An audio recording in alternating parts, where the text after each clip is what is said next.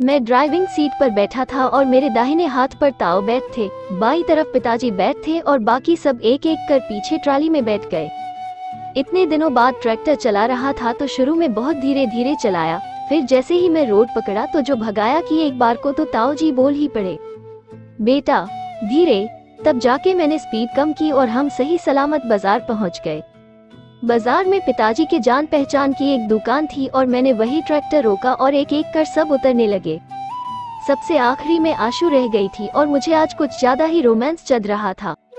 जब वो उतरने लगी तो मैंने जानबूझकर उसे कमर से पकड़ लिया और नीचे उतारा। हालांकि इसकी कोई जरूरत नहीं थी, पर आशिकी आज कुछ ज्यादा ही सवार थी। भाभी ने मुझे ऐसे करते हुए देखा तो बोली, हाय, कभी मुझे भी उतार दो ऐसे। ये सुनते ही आशु को मुंह फीका पड़ गया। आप बहुत मोटे हो।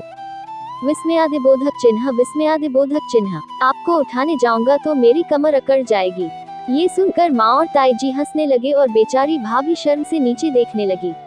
पिताजी, गोपाल भैया और ताऊ जी तो आगे चल दिए और इधर माँ, ताई जी, भाभी और आशु को साड़ियों का माप देना था, तो उनके साथ रहने की जिम्मेदारी मुझे दे दी गई।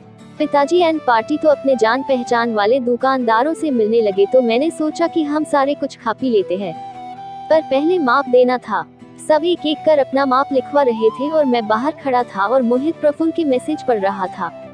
माप देकर सबसे पहले ताई जी आए और उन्होंने पूछा कि ताऊ जी कहाँ हैं, तो मैंने कह दिया वो तो आगे चले गए सबसे मिलने, तो बेटा उन्हें फोन कर।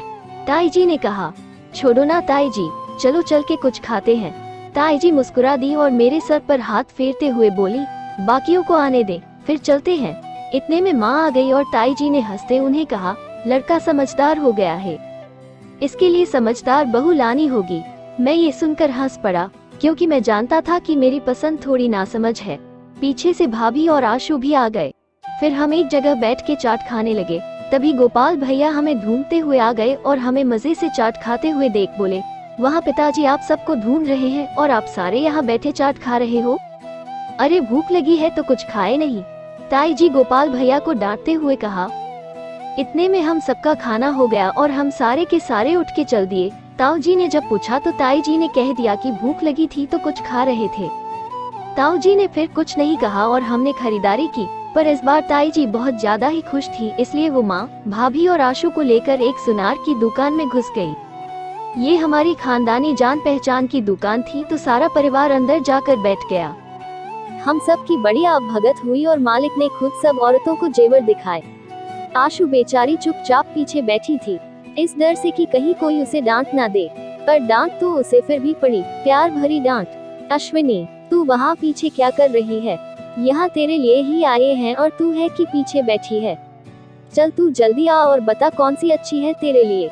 ये सुनकर आशु का सीना गर्व से चौड़ा हो गया।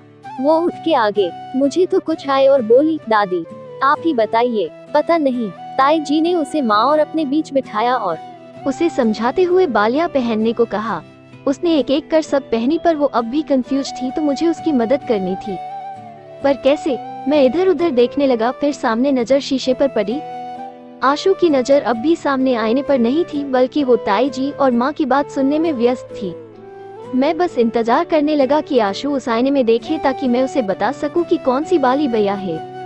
आखिर में उसने देख ही लिया। उसके दोनों हाथों में एक एक डिजाइन था। मैंने उसे आंख के इशारे से बाएं वाले को ट्राई करने को कहा, पर वो मुझे इतना नहीं जचा तो मैंने गर्दन के इशारे से दूसरी ट्राई करने को कहा। ये वाला मुझे बहुत पसंद आया तो मैंने हाँ में गर्दन कर अपनी स्वीकृति दी।